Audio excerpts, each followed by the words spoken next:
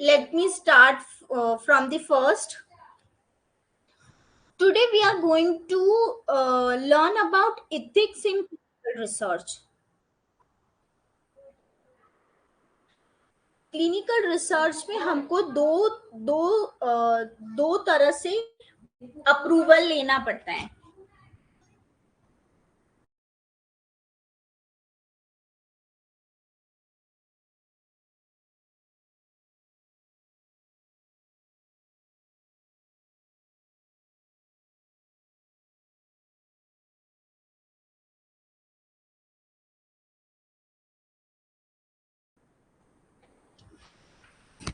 हमको दो जगह से क्लिनिकल रिसर्च के लिए अप्रूवल लेना पड़ता है. एक तो जो गवर्नमेंट है, जो डीसीजीआई है, सिडिस्को है, उनसे, as well as ethics committee है. एक कमिटी बनाई हुई है ताकि ह्यूमंस जो पार्टिसिपेंट्स इसके अंदर एनरोल होते हैं क्लिनिकल रिसर्च के लिए, तो उनके वेलबींग के लिए एक इथिक्स कमिटी है जिससे भी हमको अप्रूवल लेना पड़ता है.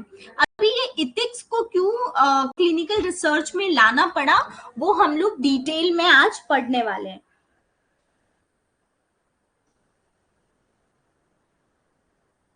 तो what will be the today's agenda?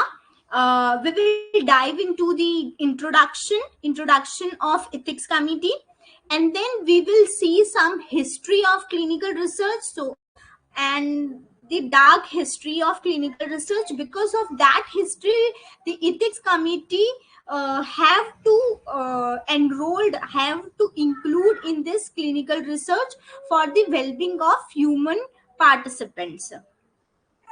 The third, we will see the constitution of ethics committee. कौन ethics committees में होता है, that. And the fourth one is registration of ethics committee. The fifth one is functions of ethics committee, what the ethics committee are doing in the clinical research, that we are going to learn in the detail. And the last one is EC dossier.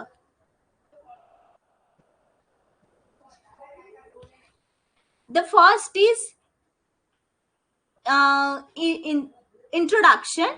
There are two types of ethics committee. One is independent ethics committee and the other one is institutional review board.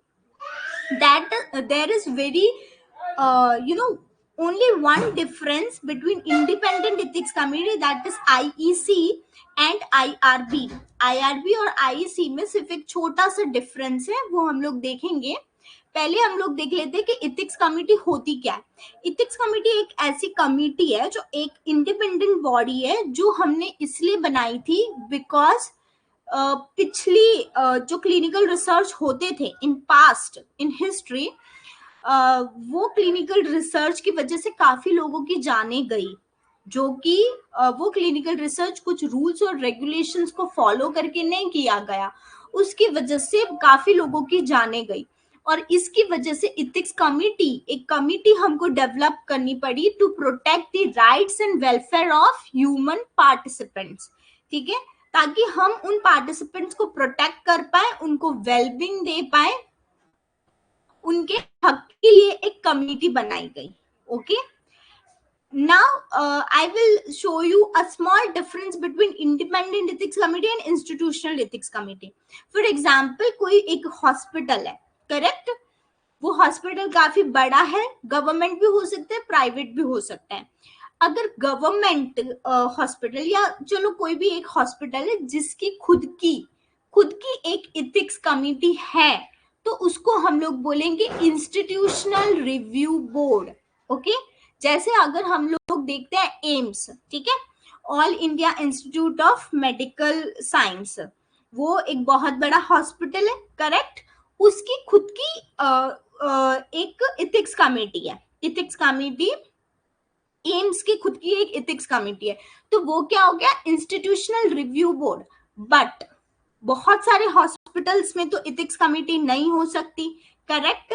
तो उसके लिए हमको क्या करना पड़ेगा, हमको permission तो लेनी पड़ेगी, क्योंकि बिना क्लिनिकल ट्रायल बिना इथिक्स कमेटी के परमिशन के बिना हम लोग कोई भी क्लिनिकल ट्रायल कंडक्ट कर ही नहीं सकते. So we have to take the permission of ethics committee. तो उसके लिए हम लोग क्या करेंगे, तो जो हॉस्पिटल है जिसमें इथिक्स कमेटी नहीं है, तो उसके सराउंडिंग में 50 किलोमीटर के सराउंडिंग में, मतलब कि 50 किलोमीटर तक अगर इथिक्स कमेटी अवेलेबल है, वैसे तो हो ही जाएगी, हाँ, तो 50 किलोमीटर के सराउंडिंग्स में कोई इथिक्स कमेटी है, वहां से वो लोग अप्रूवल लेते हैं। Okay, please note down this कि 50 किलोमीटर के सराउंडिंग में से ही कोई इथिक्स कमेटी से अप्रूवल लेना है। ऐसा भी नहीं होना चाहिए कि हॉस्पिटल राजस्थान में है and you are taking the approval of ethics committee from the Chennai.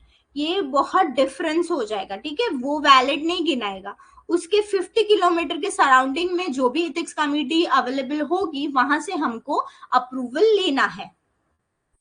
Now IRB क्या करता है, मतलब कि institutional review board, ethics committee और रिव्यू बोर्ड दोनों का एक ही काम है, सिर्फ उसमें डिफरेंस यही था जो मैंने अभी बताया कि अगर कोई हॉस्पिटल से एसोसिएटेड है इथिक्स कमेटी, तो उसको हम लोग इंस्टीट्यूशनल रिव्यू बोर्ड कहेंगे, और अगर जो हॉस्पिटल से एसोसिएटेड नहीं है, उसके खुद हॉस्पिटल के खुद के पास इथिक्स कमेटी नहीं है, तो हमें किसी और इथिक्स कमेटी से अप्रूवल लेना है, उसे हम लोग इंडिपेंडेंट इथिक्स कमेटी कहेंगे ना।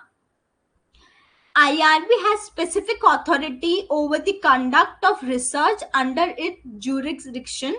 No clinical study may begin enrolling participant until it has received IRB approval. जब तक IRB approval नहीं आ जाता, तब तक कोई भी clinical trial में किसी भी participants को हम लोग enroll नहीं कर सकते हैं। Whoever intend to conduct clinical trial or BA/BE bioavailability study or bioequivalence shall be required to have approval of ethics committee for clinical trial. अगर कोई भी क्लिनिकल ट्रायल करना चाहता है या तो फिर BA/BE स्टडी करना चाहता है, उसमें भी एक डिफरेंस है, what is clinical trial, what is BA/BE, मैं अभी आपको बताऊंगी। तो अगर ये दोनों स्टडी कोई करना चाहता है, तो हमें इथिक्स कमिटी का अप्रूवल रिक्वायर्ड रहता है। Now what is difference between clinical trial और BA/BE? तो क्लिनिकल ट्रायल जब भी कोई न्यू मॉलिक्यूल, न्यू एंटिटी हम लोग डेवलप कर रहे हैं, उस टाइम पर अगर उसका हमको रिसर्च करना है, तो that will include in the clinical trial. अभी कोई दवाई है जो ऑलरेडी मार्केट में अवेलेबल है, फॉर एग्जाम्पल पैरासिटामोल 500 हम मार्केट में ऑलरेडी अवेलेबल है, करेक्ट? उसका हमको एक कॉपी बनाना है, मतलब कि वैसे ही दवाई हमको बनानी है और उसके ऊपर रिसर्च करना है, तो उसको कहेंगे हम लोग बायोअवेलेबिलिटी एंड बायोइक्विवेलेंस स्टडी, और उसके लिए हमको अप्रूवल की जरूरत रहती है दोनों में।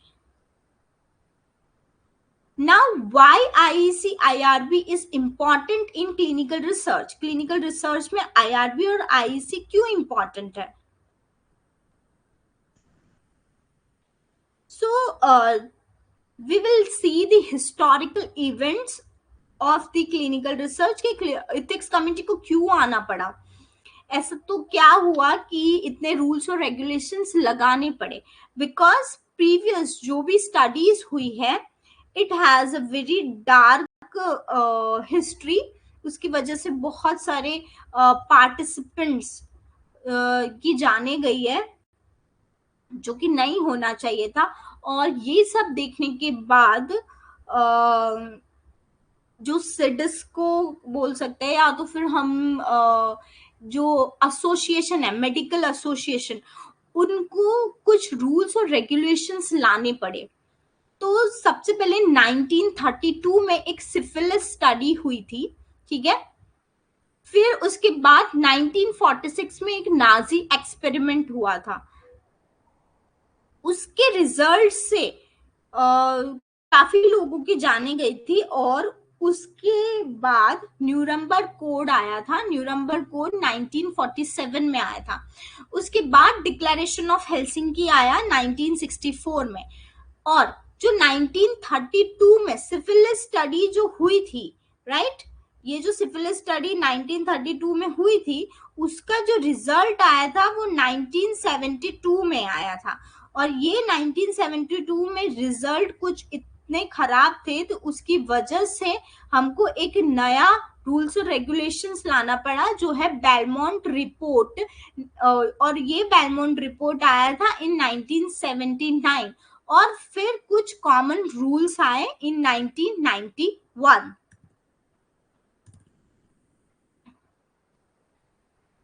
नाउ नाजी एक्सपेरिमेंट, जो हिटलर था ना, वो ये सारे एक्सपेरिमेंट करता था, नाजी एक्सपेरिमेंट।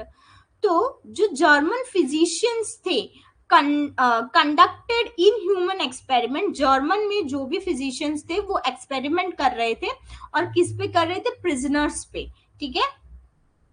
जो जेल में रहते थे ना, उन लोगों पे ये लोग कुछ एक्सपेरिमेंट कर रहे थे, और कुछ कैंप इन लोगों ने बना के रखा था ड्यूरिंग WW2, मतलब कि वर्ल्ड वॉर 2। वो लोग देखना चाहते थे कि वो लोग कुछ नए नए टेक्निक्स अपना रहे थे वर्ल्ड वॉर को जीतने के लिए, और उस वर्ल्ड वॉर को जीतने के लिए वो खुद के लोगों को इस्तेमाल कर रहे थे, और फिर देख रहे थे कि अगर उनके एक्सपेरिमेंट काम आएंगे वर्ल्ड वॉर में या नहीं। तो यहाँ पे जो मेडिकल एक्सपेरिमेंट थे वो थे जैसे कि फ्रीजिंग एक्सपेरिमेंट। कुछ बच्चों को मतलब कुछ प्रिजनर को जो जेल में थे, उन प्रिजनर्स को फ्रीजिंग में रखते थे। We will discuss in detail in next slide. The another is malaria experiment, and the third one is high altitude experiment. C freezing experiment. Freezing experiment में क्या था कि जर्मन सोल्जर्स जो थे वे fighting in Russia, and hypothermia was becoming a huge problem. उनके जो German के जो सोल्जर्स थे वो वर्ल्ड वॉर 2 में फाइट कर रहे थे, और वो फाइट कर रहे थे रशिया में। तो उनको ये हाइपोथर्मिया तो उनका एक मेजर प्रॉब्लम था, क्योंकि वहां पे ठंड बहुत होती है। तो डॉक्टर्स ने कुछ एक्सपेरिमेंट्स किए। तो doctor experimented on Jews to try and find a solution to this problem. The patients were forced to remain in a large tank of ice water and were kept outside for the hours in temperature below freezing until their body shut down. उन लोगों को जो patients है, right, उनको वो लोग क्या करते थे कि लार्ज टैंक जिसमें आइस है, उस आइस में उसको उन पेशेंट्स को रखते थे, और वो लोग देखते थे कि कब तक इनकी बॉडी वो सहन कर पाती है, कितने आवर्स तक वो ये टेम्परेचर पर रह सकते हैं। तो उनको ऐसे ही एक लार्ज टैंक में ऐसे ही खुला छोड़ देते थे, और वो फोर्स्ड किया जाता था कि you have to stay in this large tank. Now doctors would then try out different methods to heat them, और फिर उनको थोड़ा हीट प्रोवाइड करने के लिए वो कुछ कुछ न्यू डिफरेंट मेथड्स यूज कर रहे थे। बट स्टिल ये कोई अच्छा वे नहीं है, बिकॉज उनको उनकी परमिशन ना तो ली जा रही है, इवन उनके ऊपर नए नए एक्सपेरिमेंट्स कर तो रहे हैं, बट कोई एथिकल वे में नहीं कर रहे हैं, राइट। उनकी बॉडी को कुछ भी हो सकता है, इवन हुआ भी बहुत सारा। तभी डॉक्टर्स ने जाना था कि उन्होंने ये डिस्कवर किया था कि body temperature drops to 25 degree और लेस, फैटेलिटी अकर्स। अगर आपका बॉडी टेम्परेचर 25 डिग्री से कम हो जाता है तब हमको फैटेलिटी होता है, ठीक है। तो तब हम ये एक्सपेरिमेंट से पता चला था। नाउ मलेरिया एक्सपेरिमेंट, यहाँ पर हेल्दी वॉलंटियर्स उन्होंने लिए थे, और उनको मॉस्किटो से इन्फेक्ट करवाया गया था, ठीक है। मतलब कि इंजेक्शन से जो मॉस्किटो का जो म्यूकस ग्लैंड है, ठीक है, फीमेल मॉस्किटो का जो म्यूकस ग्लैंड है, उसको इंजेक्शन के थ्रू उनके बॉडी के अंदर इंजेक्ट किया गया था, और उनको मलेरिया पहले करवाया गया था। After contracting the disease, the subject were treated with various drugs to test their relative efficacy. और फिर वो देख रहे थे कि कौन सी ड्रग, कौन सा मतलब किस तरीके से वो ठीक हो सकते थे। और ये सब कर करके over 1200 people were used in this experiment and more than half died as a result. तो इस स्टडी में कुछ 1200 लोग लिए गए थे और आधे से ज्यादा लोग मर गए थे, और जो भी थोड़े बहुत बचे थे वो परमानेंट डिसएबिलिटी में चले गए थे। Now high altitude experiment. इस एक्सपेरिमेंट में हिटलर ने क्या किया था, were conducted at a Dachau concentration camp for the benefit of the German air force to investigate the limit of human endurance and existence at extremely high altitude. उसको देखना था कि उनके जो फोर्स है, उनकी जो सोल्जर है, वो कितने हाई एल्टीट्यूड तक जाके और लड़ सकती है। तो उसके लिए ये लोग एक्सपेरिमेंट कर रहे थे। ये एक्सपेरिमेंट एक लो चैम्बर बनाया था, लो प्रेशर चैम्बर बनाया था, जो कि हाई एल्टीट्यूड में लो प्रेशर होता है, करेक्ट। तो लो प्रेशर चैम्बर बनाया गया था आर्टिफिशियल, और उसमें ये लोग एक्सपेरिमेंट कर रहे थे। उसमें ये लोग जो भी पार्टिसिपेंट है उनको डाल के और देख रहे थे कि कितनी देर तक वो सरवाइव कर सकता है। इसमें भी काफी लोगों की जाने गई थी। Most of victims died as a result and many of the survivors suffered injury related to exposure to extreme atmosphere condition. इसमें भी काफी लोगों की जाने गई थी। अब इतना सब कुछ हो गया कि ये एक्सपेरिमेंट, वो एक्सपेरिमेंट, इतना एक्सपेरिमेंट करके और काफी लोगों की जाने गई, करेक्ट। तो उसकी वजह से फिर न्यूरम्बर्ग कोड इन्वेंट किया गया। न्यूरम्बर्ग कोड एक प्रिंसिपल है, मतलब ये बताता है कि आपको किस तरीके से छोटा मोटा उस टाइम पे लॉ निकाला था कुछ, ताकि ये क्लिनिकल रिसर्च में ये फिर से दोबारा ना हो। तो as a direct result of the trial, the Nuremberg Code was established in 1948. 1948 में वो न्यूरम्बर्ग कोड आया। The voluntary consent of the human participant is absolutely essential। मतलब कि उन्होंने एक रूल डाला कि जब भी अगर आप कोई भी ह्यूमन पार्टिसिपेंट को क्लिनिकल रिसर्च में ले रहे हो, तो उनकी खुद की परमिशन होनी चाहिए, उसके बाद ही तुम ले सकते हो। खुद का वॉलंटरी कंसेंट होना चाहिए, उसके बाद ही तुम उनके बॉडी पे कोई भी एक्सपेरिमेंट कर सकते हो। और साथ साथ में ये भी बोला था कि making it clear that participant should give consent and that the benefit of research must overweigh the risk. और जो भी अगर आप ट्रायल कर रहे हो तो उसका बेनिफिट ज्यादा होना चाहिए कंपेयर टू रिस्क, ठीक है। ऐसा ना हो कि रिस्क ज्यादा है और बेनिफिट कम है और हम लोग कोई ट्रायल कर रहे हैं, ऐसा कोई भी ट्रायल नहीं होना चाहिए। उनको सारे रिस्क भी बताने, उनको सारे बेनिफिट्स भी बताने, और उनको खुद को डिसाइड करना है कि whether they want to enroll in this study और they want to withdraw from this study. Although it do not carry the force of law, इसमें कोई भी उनको फोर्स नहीं करेगा, ठीक है। there will be not a single force कि आपको इस स्टडी में पार्टिसिपेट करना ही करना है, हम ऐसे किसी को भी फोर्स नहीं कर सकते। तो न्यूरम्बर्ग कोड ने बताया था कि एक वॉलंटरी कंसेंट बहुत जरूरी है। अगर आप पार्टिसिपेंट को इनरोल कर रहे हो, मतलब उनका खुद का कंसेंट होना जरूरी है, करेक्ट। और उनको benefits as well as risk भी बताने हैं क्लिनिकल स्टडी के। और उनके बेनिफिट्स ज्यादा होने चाहिए रिस्क से, कभी भी रिस्क बेनिफिट से ज्यादा ना हो। ये हमें एक बात का ध्यान रखना है, कभी भी उन लोगों को फोर्स नहीं करना है कि you should enrol in this study, और जो भी कंसेंट वो लोग देंगे उनको पूरा रिकॉर्ड करना है।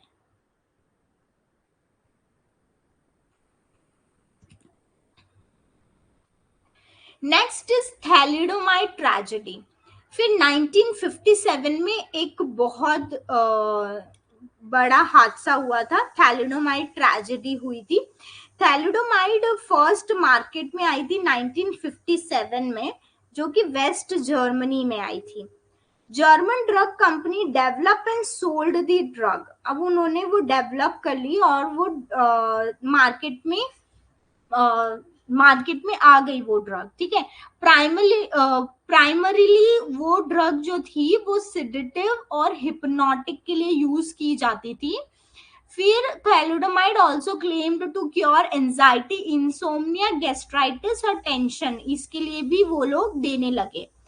Afterwards, it was used against nausea and to ease morning sickness in pregnant women. फिर बाद में ऐसा भी देखा गया कि जो भी प्रेग्नेंट वुमेन है, तो अगर उनको नोजिया और ऐसे मॉर्निंग सिकनेस रहता है तो उसके लिए भी थैलिडोमाइड देने लगे।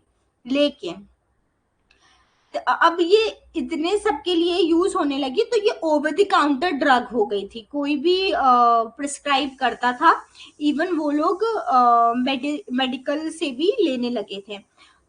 उसके बाद shortly after the drug was sold in Germany, 5,000 and 7,000 infants were born with phocomelia. अभी ये जो भी प्रेग्नेंट वुमेन थी उनके नोजिया और मॉर्निंग सिकनेस के लिए वो ये दवाई लेने लगी, और फिर जो उनके बेबी बॉर्न हुए वो माल फॉर्मेशन ऑफ लिम्स से बॉर्न हुए, मतलब कि उनके हाथ और पैर ठीक से ग्रो ही नहीं हो पाए और वैसे बच्चे बॉर्न हुए, मतलब कि डिसेबिलिटी वाले बच्चे बॉर्न हुए। कम से कम 40% बच्चे सिर्फ सरवाइव कर पाए थे, और जितने भी थे वो डाइड भी हो गए, और अगर वो सरवाइव कर रहे थे तो सबके सब माल फॉर्मेशंस से माल फॉर्मेशंस ऑफ द लिम्स से गुजरे हुए थे, ठीक है। तो ये भी एक बहुत बड़ा हादसा हुआ था in the clinical research field, जिसकी वजह से क्लिनिकल रिसर्च का हिस्ट्री कुछ इतना अच्छा नहीं है। It is a very dark history, बहुत बुरा है क्लिनिकल रिसर्च का हिस्ट्री। और today there are very lots of rules and regulations, और उसको फॉलो करके ही हमको क्लिनिकल रिसर्च पूरा कंडक्ट करना रहता है। Now the next is declaration of Helsinki.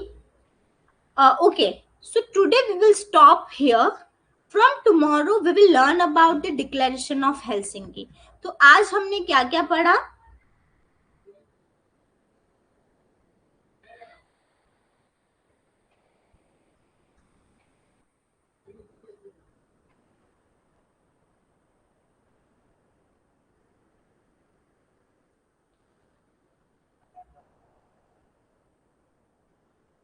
आज हमने थोड़ा इंट्रोडक्शन पढ़ा, करेक्ट, कि आईआरबी और आईईसी क्या होता है, एक छोटा सा डिफरेंस पढ़ा, what is independent ethics committee and what is institutional ethics committee, और ये क्यों जरूरी है, why IEC and IRB is important in clinical research, और उसका थोड़ा हिस्ट्री जाना। हिस्ट्री में हमने एक नाजी एक्सपेरिमेंट पढ़ा, करेक्ट, और उसके बाद हमने नाजी एक्सपेरिमेंट में भी 3 एक्सपेरिमेंट है, राइट।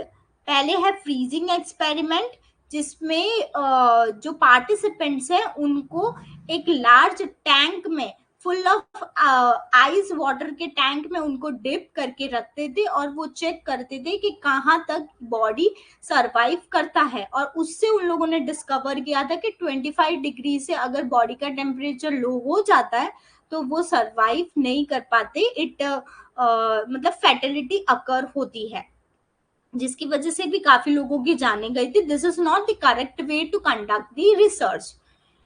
फिर उन्होंने मलेरिया एक्सपेरिमेंट किया था, राइट. पेशेंट के ऊपर मलेरिया इंट्रोड्यूस करवाया और उसके बाद उन्होंने डिफरेंट डिफरेंट टेक्निक्स कैसे ट्रीट करना है उसको एक्सपेरिमेंट किया. बट फिर भी इसमें ओवर 1200 पीपल जो एक्सपेरिमेंट में एनरोल हुए थे उसमें से आधे से ज्यादा लोग वहां पर मर गए थे. तो this is also not the right way to conduct the clinical research. फिर हाई एल्टीट्यूड एक्सपेरिमेंट, इसमें एक चैम्बर बनाया गया था जो लो प्रेशर चैम्बर था और उसमें बॉडी को रखा गया था, मतलब कि पेशेंट्स को रखा गया था और वो लोग देखना चाहते थे कि कब तक पेशेंट सरवाइव कर पाता है. तो इसमें भी काफी लोगों की जाने गई थी और उसकी वजह से फिर न्यूरम्बर्ग कोड को आना पड़ा. और न्यूरम्बर्ग कोड मतलब न्यूरम्बर्ग कोड को आना पड़ा, दैट मीन्स न्यूरम्बर्ग कोड एक प्रिंसिपल है.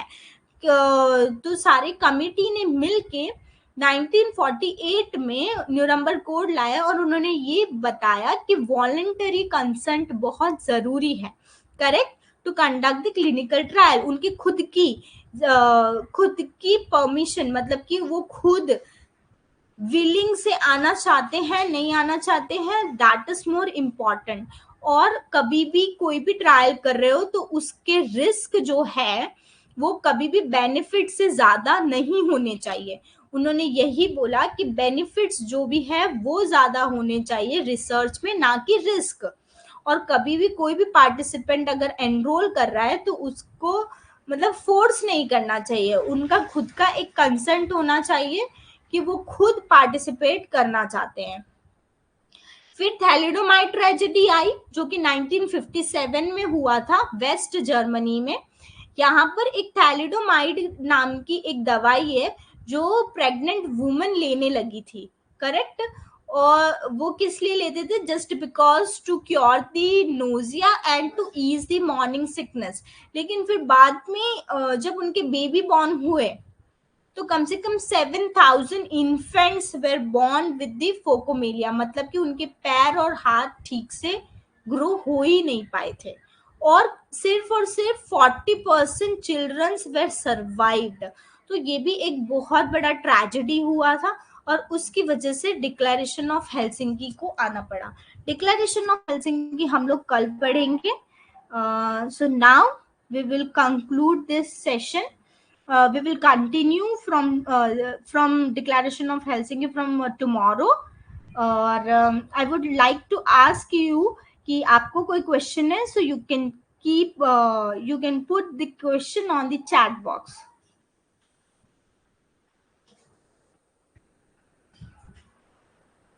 If you have any question, you can write on the chat box.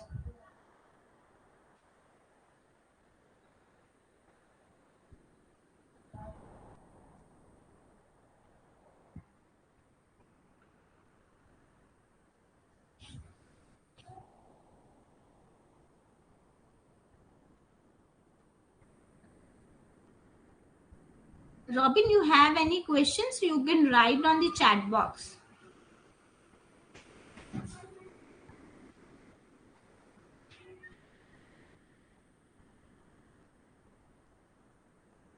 After ethics inclusion randomized curative trial stopped, no.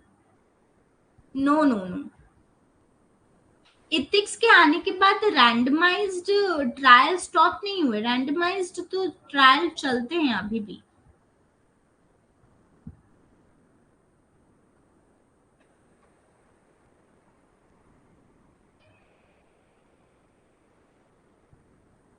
We are still doing the randomized trial.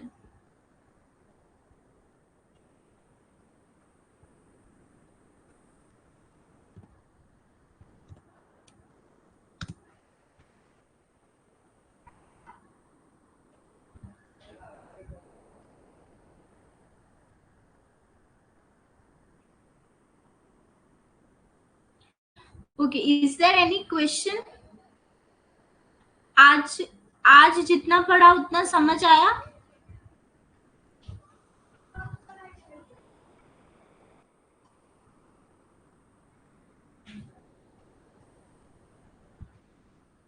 और previously जो trial होते थे वो randomised trial में शायद उन लोगों ने कंसेंट नहीं लिया होगा, इसीलिए तो न्यूरम्बर्ग कोड को आना पड़ा ना, कि ये बताने के लिए कि कंसेंट बहुत इंपॉर्टेंट है, कंसेंट लेना जरूरी है।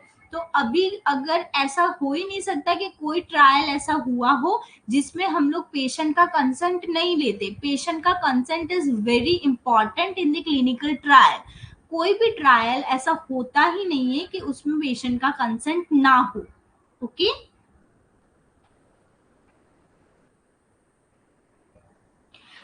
I hope I can give you the best knowledge regarding the clinical research and अगर आप next कोई भी class attend कर रहे हो, please take a pen and notebook and note down all these things because this is very important in the clinical research field। तो ये थोड़ा basic से आपका clear हो जाएगा, तो further आपको बहुत आसानी होगी to crack the interview। Okay, so I hope you understand all this perspective and please be attentive in the class in a very detailed manner। अगर आपको कुछ समझ नहीं आता है, you can ask me twice thrice whatever times, I will help you out to clear your doubts also। Okay, so that's it। Thank you for attending this class, and if you feel any connection problem or else if you won't see the slide or you can't hear the voice of mine, you can message me on WhatsApp, as well as you can inform me on the chat box। So we I can conclude that कि okay आपको नहीं दिख रहा है, तो we will find out some other way कि आप कैसे फिर से एनरोल करके और क्लास को अटेंड कर पाए। Okay, make sure to note down all this things and please revise करते रहना जो भी टॉपिक्स हमने अभी तक कवर किए, because we can conduct at any time test. So please तैयार रहना। Okay, so next lecture we will conduct tomorrow। Thank you for joining।